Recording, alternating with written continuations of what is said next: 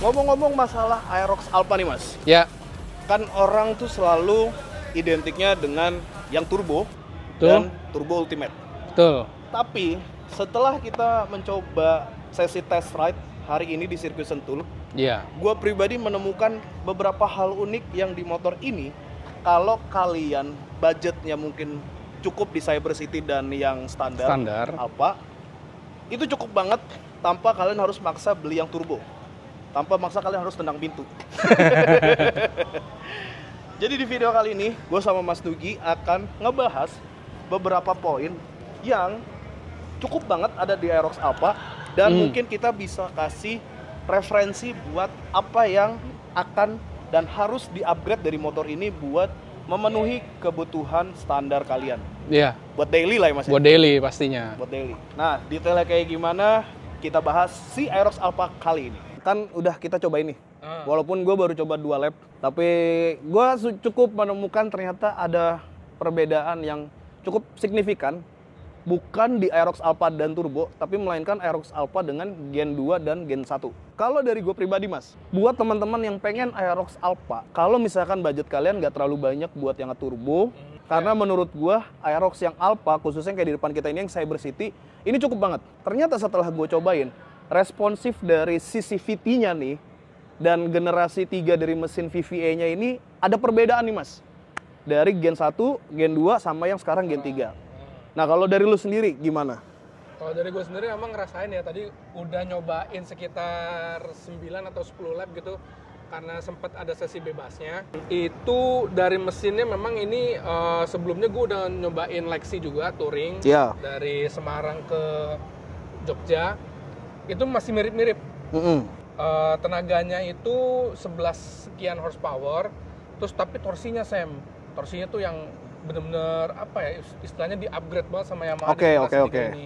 Jadi torsinya tuh 14, something Newton meter di RPM yang lumayan rendah, di RPM 6000. Oh, makanya itu yang bikin motor ini dari tengah ke atasnya kerasa. Iya. Kalau misalkan itu dari feeling sama data di atas kertas ya. Kalau misalkan kita ngomongin secara teknis, perubahan mesin yang memakai mirror bore cylinder yang silindernya itu seperti Vixion Old, mereka melakukan metode pengkorteran silinder itu secara 2 tahap, secara berbeda dan ada 2 tahap prosesnya.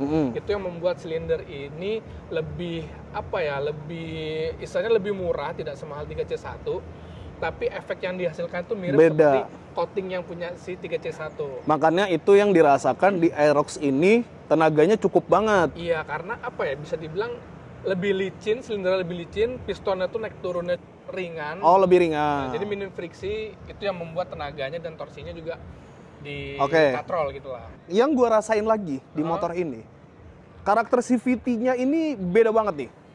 Nah, ini yang makanya tadi gue notice di awal Mas. Mungkin ketika kalian beli Aerox Turbo, yang kalian dapetin sensasinya adalah bisa downshift, bisa up. Ya gitu kan. Maksudnya kalian bisa kayak ngerasain ada sesuatu, sensasi kalian kayak lagi engine brake lah. Tapi kalau kalian beli seri yang apa ataupun yang Cyber City, secara karakter CVT gue lebih suka yang Cyber City. Kenapa lebih sukanya? Gue ngerasanya responsifnya lebih enak di sini. Ini tuh sesuatu yang tidak perlu di-upgrade banyak. Kalau di Old gue udah pernah ngerasain gredeg. Lo punya Old dulu ya? Gue punya Old dan Mas Nugi juga yang upgrade CVT gue. Lumayan banyak habisnya. Di All New gue masih merasakan yang sama karena waktu pas gue balik Lombok touring gue pakai All New. Ini Cyber City, gue ngerasa karakter CVT-nya Mas lebih responsif di tenaga bawah sampai ya bisa dibilang middle ke atas lah. nggak sampai yang mentok-mentok banget. Makanya tadi gue cobain berapa kali masuk keluar tikungan, tenaganya tuh nggak yang aduh kok gini ya tenaganya gitu. Tapi ternyata diajak 50-60 tuh cepet banget akselerasinya. Nah kalau lu gimana? Ya memang sepakat sih soal itu. Cuman menurut gue fun fact-nya nih ya, agak unik nih.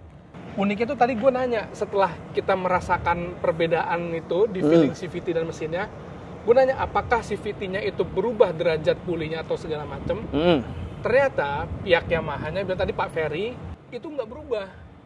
Hampir sama? Hampir sama dengan bukan yang All new. tapi yang new, yang generasi kedua. Oke. Nah tapi apa yang bikin dia ngerasa tarikan di bawah, di bawahnya lebih responsif? Gua adalah revisi di sektor mesinnya dengan CVT-nya ini yang udah cocok sama si karakter mesinnya. Jadi itu yang membuat CVT-nya sih serasa tidak perlu diubah. Jadi garis besarnya adalah karena perubahan dari karakter Gen 3-nya yang VVA ini yang ternyata cocok dengan karakter CVT-nya yang sama kayak all new. Sedangkan yang di all new sepertinya kayak nggak cocok, makanya harus ada pengupgradean. Mungkin ya bukan kita bilangnya nggak cocok ya, tapi mungkin agak kurang pas gitu. Iya. Tenaganya ini justru lebih cocok gitu. Ya, emang gue ngerasa tenaganya lebih instan sih disalurinnya ya di motor ini. Lebih padat gitu kan, lebih ngisi. Iya, lebih ngisi. Ini mirip-mirip kayak racikan kirian gue waktu yang old. Gue ngerasa kayak ada partnya NMAX nih di sini nih. Mungkin ya, karena memang kan ini mesinnya benar-benar common engine banget sama Lexus 155 sama NMAX 155 yang turbo dan non turbo itu Neo. Jadi memang ya karakternya bisa dibilang sama, cuman dibedakan adalah dari feeling handlingnya, dari posisi berkendaranya aja. Handlingnya, kalian nggak perlu beli yang turbo untuk dapetin handling yang sama. Karena ternyata bottom shocknya ukurannya udah berubah ya? Bottom shock atau shocknya? Semua keseluruhan shock breakernya berubah. Diameter yang sebelumnya adalah 26 mm. Sekarang 30. Common dengan punyanya NMAX. Tapi tidak PNP. Segitiganya berubah mengikuti ubahan dari shock breakernya yang lebih besar. Betul. Lalu juga ada, kita ngomongin masalah handling nih. Iya. Ada ubahan juga di bagian sasisnya. Dan ternyata shock belakangnya juga ada ubahan. Shock breaker belakangnya juga berubah. Ternyata ukurannya 32,5 ya? Tadi kalau nggak salah. Iya, 320 sama 320. Kalau yang old kan ya? 305 kan? Yang old itu 300? Yang old itu 305 ya. 305 kan? 305, yang all new 310. 310, sekian lah berapa? Ini 320. 320, sekian berapa? Ya tadi kalau nggak salah 320,5. Iya. 32. Ya berarti ini kan berarti kan bisa pakai 330. Bisa mungkin bisa 300 kalau misalkan mau karakternya ceper. Iya, benar. Tapi 320-nya ternyata masalah handling. Ini baik lagi. Kalian nggak perlu beli di turbo. Tapi kalau kalian mau maksimal, saran gue ambil langsung yang ultimate. Karena ada performance damper. Itu ngaruh banget. Itu 3 poin tadi bisa kalian dapetin di Cyber City ataupun di Alfa. Iya. Yang which is itu adalah basic dari buat yang Alfa Turbo. Memang di Alfa Turbo kalian dapat layar LCD yang udah TFT, udah bisa riding mode, ada Google Maps, bisa turn by turn. Emang LCD-nya juga yang kayak moge-moge, sport. Tapi bentuk LCD-nya si Cyber sama si Alfa yang biasa juga menurut gue masih keren. Masih cakep juga. Ya memang kalau secara di rinci ya, kalau kita beli speedometer kayak gitu mungkin let's say 5-7 juta kali ya. Aerox itu terkenal dengan kencengnya, dengan ngebutnya, dengan borosnya, dengan suspensinya. Ada satu hal yang kayaknya kalau kalian beli Aerox Alpha, Aerox Cyber City, Aerox Turbo, wajib di-upgrade. Menurut lo apa dari yang udah nyoba tadi? Ada 2. Pertama, masalah pengereman. Walaupun kalian dapat 2 disc brake, double disc brake depan belakang, menurut gue feel-nya masih sama aja kayak kalian versi yang tromol sebetulnya. Entah emang karena selang remnya atau emang kalipernya, gue nggak tahu. Tapi bukan sesuatu hal yang sulit. Karena kalau misalnya kalian mau upgrade versi light-nya untuk kaliper depan, kalian cukup pakai punya kalipernya Yamaha R15. Murah meriah, 600.000 kalian udah sama selang, udah sama minyak rem, Iya. udah sama kampas, udah bleeding. Ya belakang terserah kalian ya, kalau misalnya kalian mau upgrade selangnya doang sih terserah gitu. Nah kalau dari lu Mas, gimana ngelihatnya? Yang pertama emang gue setuju banget di soal pengereman ya, karena memang tadi nyobain di dalam sirkuit itu sebenarnya udah mumpuni si shock breaker depannya itu yang lebih besar itu. Cuman lagi-lagi untuk handlingnya oke, pengeremannya kurang kan juga ada yang kayak kurang gitu kan. Nah makanya pertama kali yang patut untuk diubah setelah kalian beli Aerox Alpha apapun itu, menurut gue juga memang pengeremannya. Karena lebih kayak apa sih ya, kayak ngelosor gitu sih. Nanggung. Kayak remnya kayak iya. masih mau ngedorong gitu, kayak nggak berhenti gitu, nggak presisi berhentinya. Kayak rem Senin Kamis. Kayak rem Senin, iya di belakang Senin Kamis juga nggak juga sih, saya nggak separah itu. Iya, nggak separah yang old sama all new ya. Iya, cuman memang yang ini tuh agak kurang aja, kurang presisi kalau menurut gua. Iya, betul. Walaupun dibantu dengan rem belakang ya, yang Iya. double disc, yang disc juga. Kedua adalah, gua nggak tahu ya, Aerox tuh dari dulu feel joknya tuh begitu-gitu aja. Dari Gen 1, Gen 2, Gen 3. Ini sih gue yakin untuk jarak jauh sih agak kurang enak ya.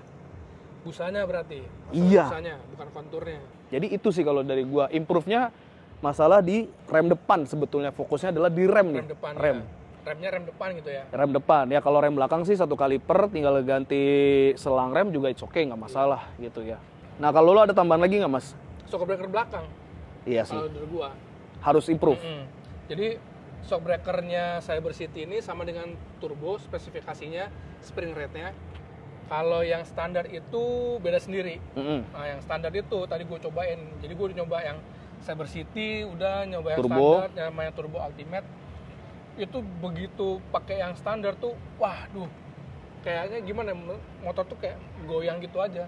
Gas tuh kayak kurang inilah, kurang smooth pergerakan naik turunnya si shock breaker belakang itu. Jadi kalau menurut gue, misalkan kalian punya yang standar atau beli yang standar, salah satu yang perlu di-upgrade. Perlu dan menurut gue juga harus di-upgrade sih shock breaker belakang juga. Cukup nggak kalau pakai punya bawaannya yang Cyber City? Nah itu gue pengen ngomong. Mau agak sedikit low budget gitu yang sekitar 1 jutaan, bisa pakai yang ini. Nah, ini pertanyaan terakhir sebelum penutup. Oke, apa tuh? Shocknya ini sama Aerox gen-gen sebelumnya sama nggak? Sama apanya nih? Posisi spring gede, jarak preloadnya segala macamnya, karakternya apakah sama yang all new, old itu sama? Beda. Berarti kalau kalian mau ganti, kalian nggak bisa dapetin feel yang sama kalau kalian beli yang seri old sama yang all new. Iya, karena dari panjangnya eye to eye aja udah beda. Nah, berarti kalau misalkan teman kalian punya yang Cyber City dan Alpha Turbo, shocknya diganti aftermarket, kalian minta lah shock yang orinya. Ya udah, gitu Mas, paling fakta unik dari si Cyber City ini yang kita rasain.